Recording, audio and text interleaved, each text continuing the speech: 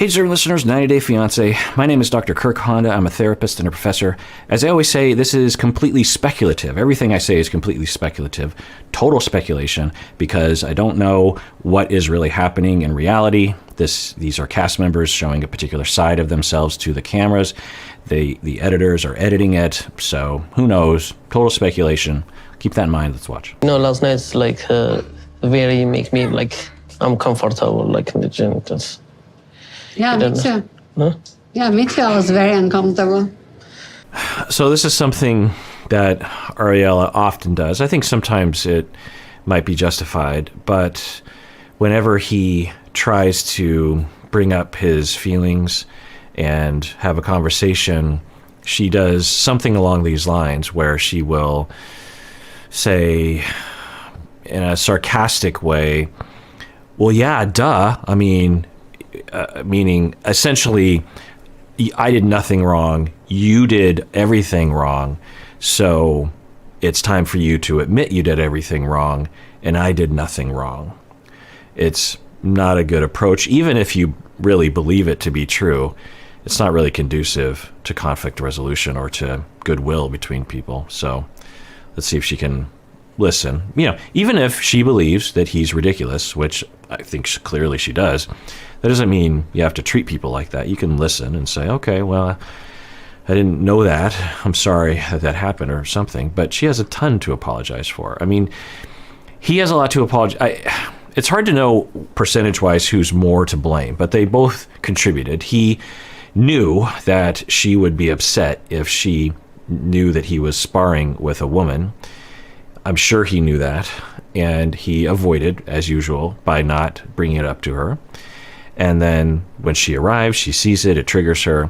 And I think if he would have just said, there are women that I spar with at times, so don't be surprised if you come by and see that, I'm pretty sure she'd be okay with that because she watched him dance. He had a dance partner that he would perform with and stay out all night with.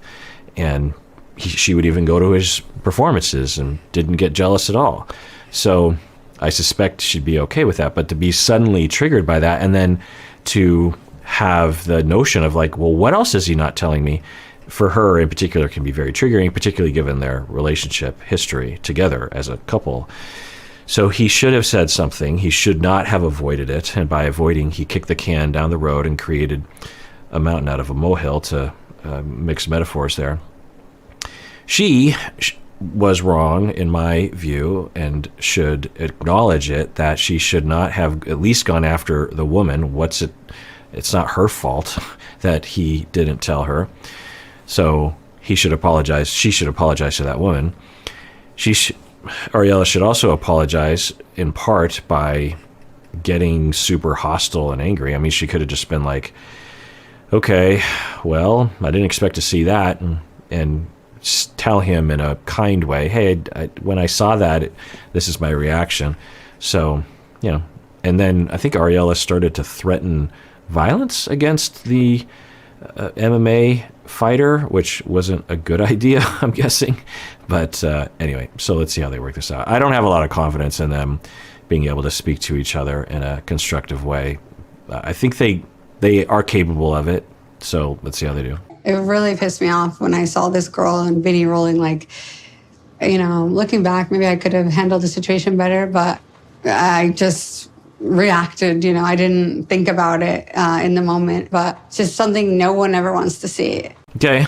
In the one-on-one interview, she admits she could have reacted better. The language she's using isn't taking full responsibility because this is a pattern of hers where she gets triggered and flies off the handle, which of course causes him to want to avoid more. They both cause each other's problem.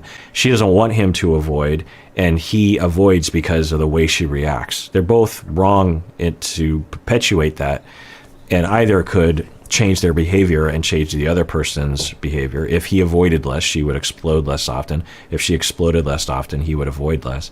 So, but her languaging around that is, well, I could have handled it better, but I just exploded, I just reacted. So I think she might be on the cusp of fully taking responsibility for what she does. Now, in the one-on-one interview, they often will exhibit more differentiation than in front of their partner. So I don't suspect that we're going to see more differentiation. during the conversation. I'm saying you don't have to just like fighting. Right. You So have to maybe I work. was wrong by fighting, but you're wrong by not communicating.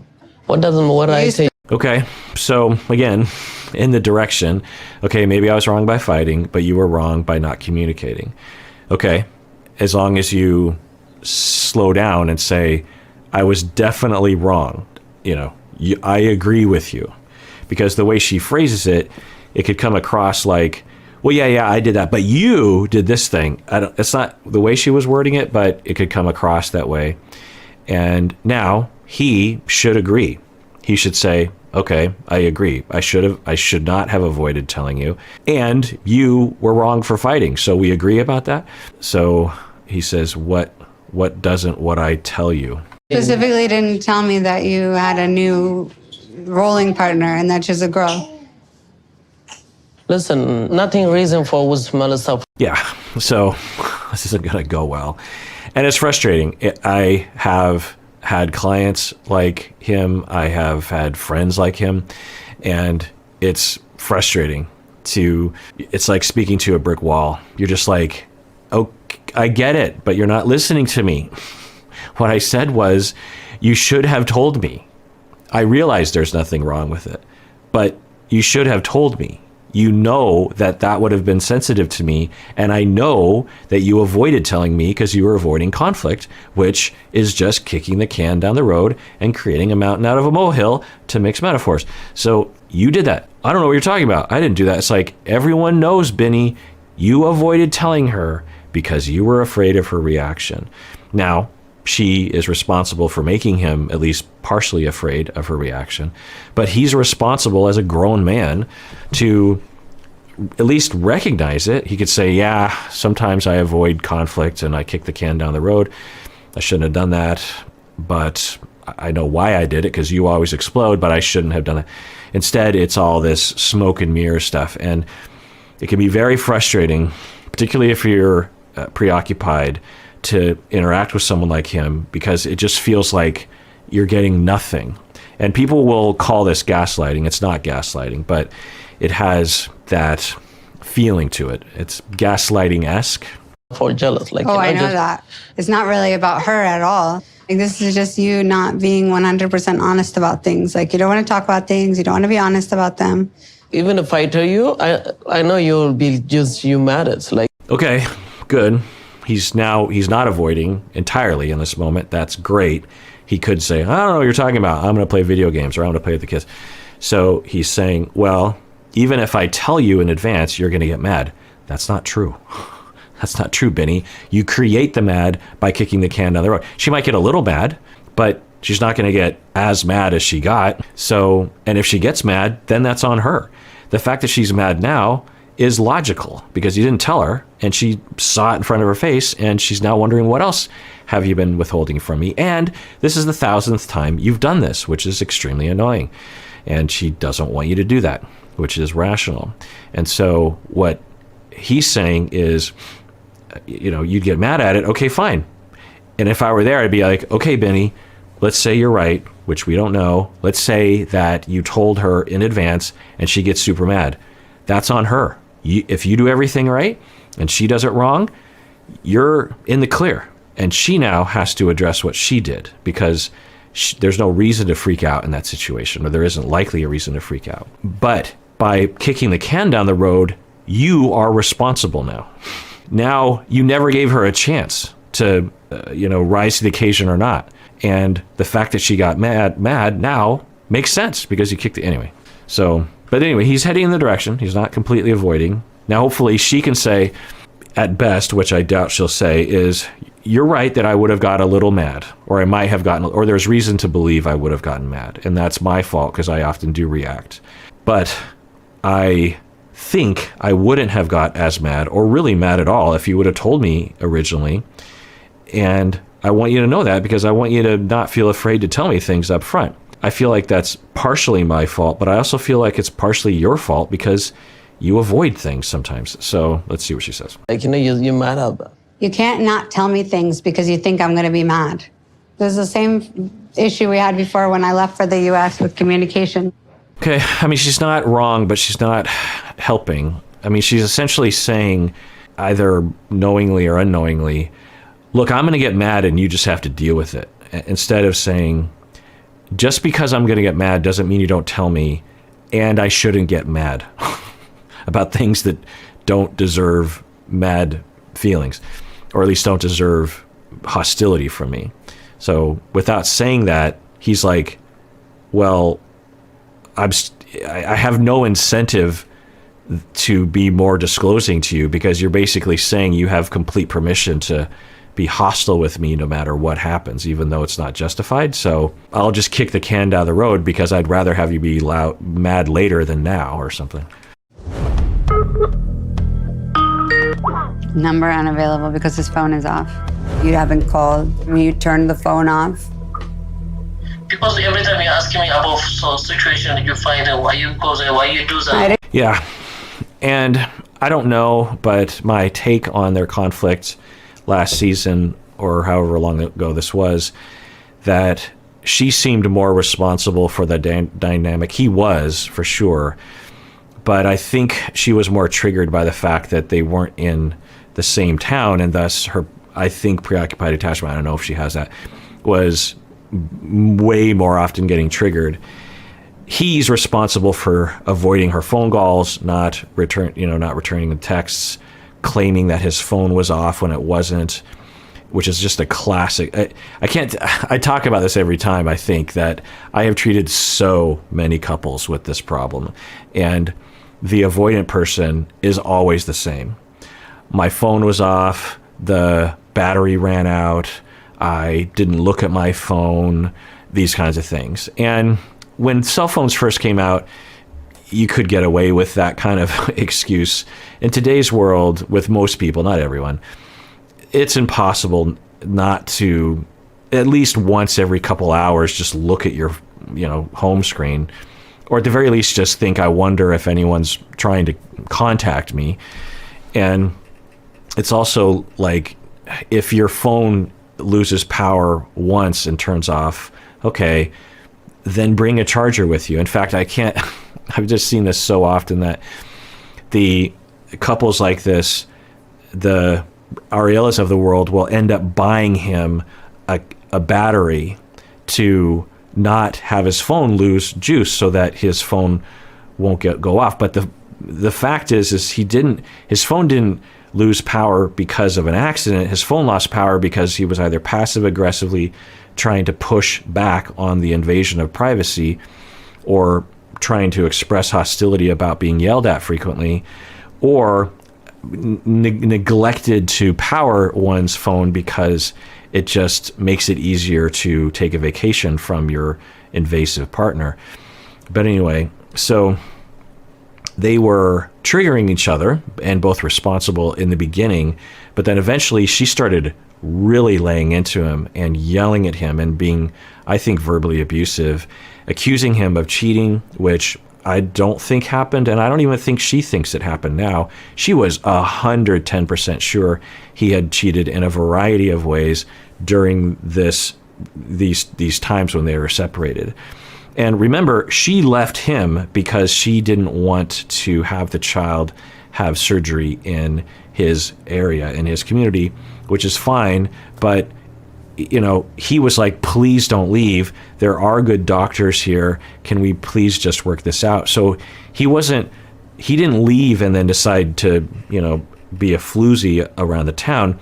She left, and he was trying to make do and missed his child and worried about everything, and worried that he would never see his wife or his kid again, because that happened before, and was trying to occupy his time and his anxiety by spending time with his friends and working on music and that kind of thing.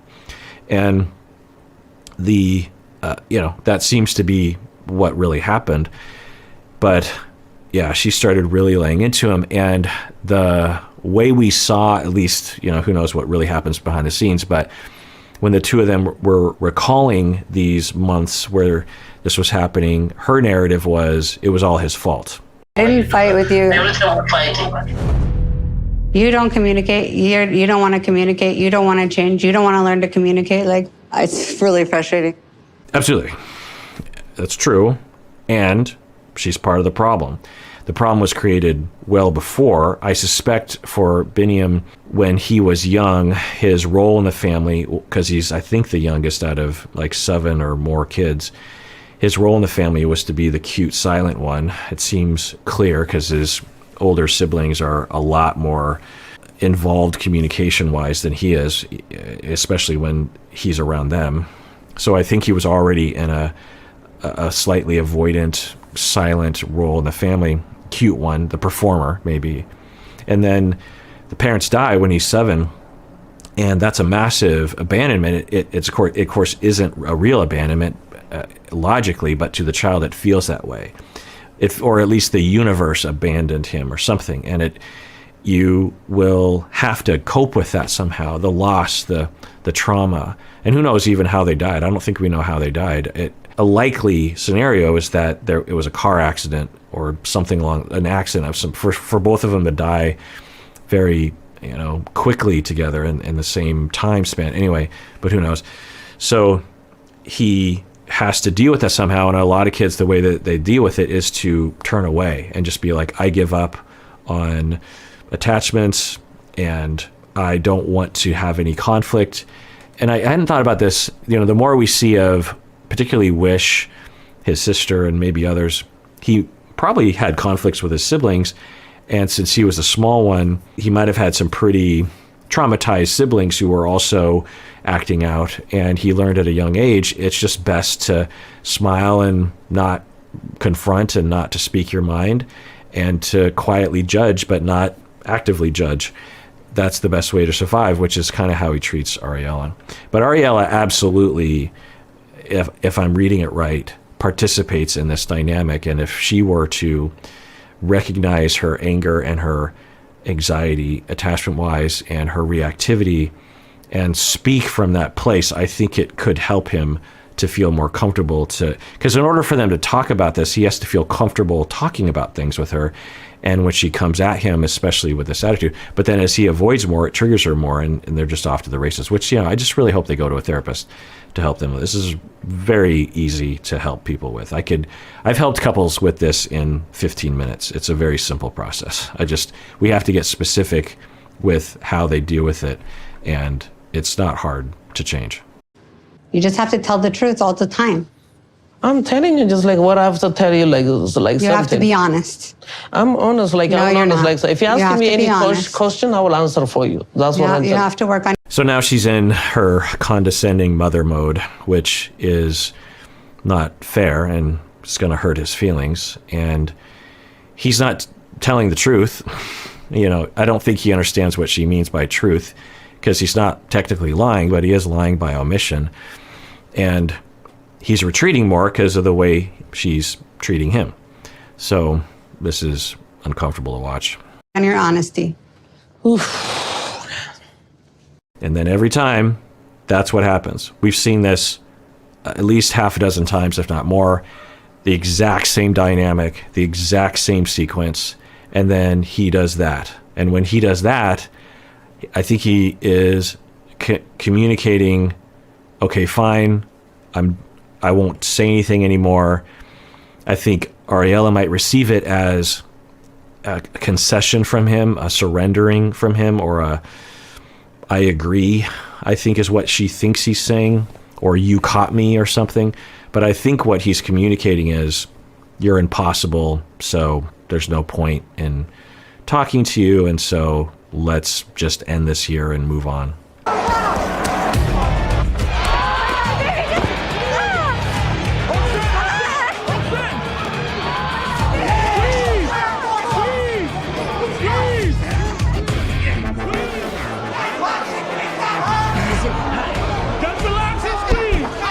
All right, I take back what I said before, that he has no ground game. He has at least some ground game. Well, good for him. So he won his first match. I think this is pretty, I don't know if it's super pro level, but, got to start somewhere. I don't know what the money potential is in this sort of work. Of course, it takes a huge toll on your body and your brain, but I don't know. We'll see what happens, I suppose. He looks a lot better than the way he looked before. So, I don't know.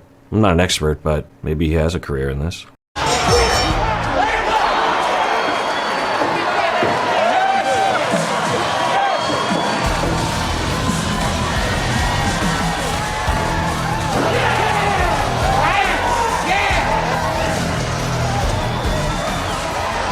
The loser is showing that he's upset about losing, and I have to say, like, he seemed like he had some skill, but his defense against the chokehold that he got on him didn't seem to be very good at all. He just allowed the whole thing to happen. Biniyam just went around, and the other guy just kind of sat there, and if he's frustrated, he should be frustrated himself that he has no defense against a really common move in this sort of fighting.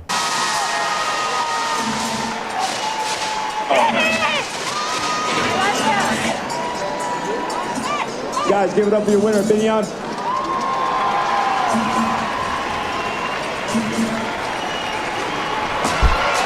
By the way, I could have swore I saw Angela in the crowd, which was interesting. The sort of cross-pollination of the cast members. But if I'm being honest with you, the only thing I could think about the whole time was that poor guy that you choked him. And I was thinking, is he okay?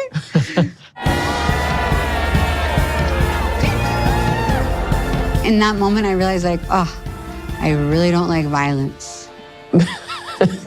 Yeah, it can be tough to watch. And to some extent, Ariela's reaction is the more human reaction. I've seen a fair amount of fighting and participated in a fair amount and wrestled. And so, I don't know, I didn't box, but you just kind of get used to it. But it is what it is. It's violent. People can die. People can have permanent injury. People often do at least have some injury, some movement injury, or some head injury issues. So her reaction is totally rational, and I hope that Biniyam knows what he's getting into and knows the risks. And I don't know. I just wish that there was a way we could have these kinds of sports without the possibility of being hurt, which of course is just not possible. I mean, I will say, as with American football, people still obviously have concussions and will break their necks and sometimes even die, which is very rare, or at least have traumatic brain injury that can lead to issues and even suicide, like Junior Seau. But over time, the league has been trying to reduce the injuries by changing the rules, getting a lot more tough with certain calls regarding people using their head or hitting a defenseless player. And when I was growing up, when I played, those rules didn't exist. You could hit someone in fact, a big part of the game was trying to get someone that didn't realize you were coming to hit them, and then you would just cream them. You just plow them, and it was like this really awesome play. It was like what you were always trying to look for, just to take someone out who was completely defenseless. That was the name of the game, because if you didn't get them, they were going to get you. And now that's illegal, and meaning that it's not, you'll get penalized or even fined or kicked out of the game, that sort of thing. And a lot of people don't do it anymore at every level of American football. So, but with this kind of fighting, it's hard to have those kinds of rules, right?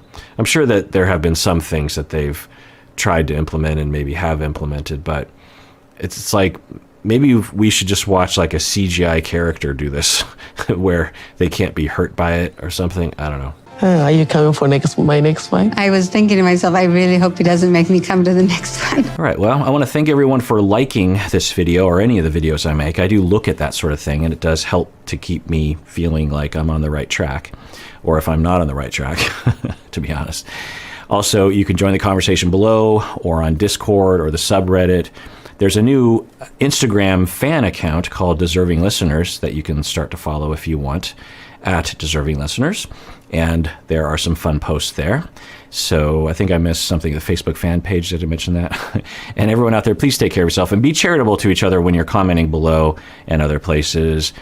You know, sometimes we get triggered and we fly off the handle. And so sometimes, you just have to say, hey, I hear where you're coming from. Do you want to talk, or just something like that? We can all just be nice to each other. And everyone out there, please take care of yourself. Take care of others, because we all deserve it. We really, really do.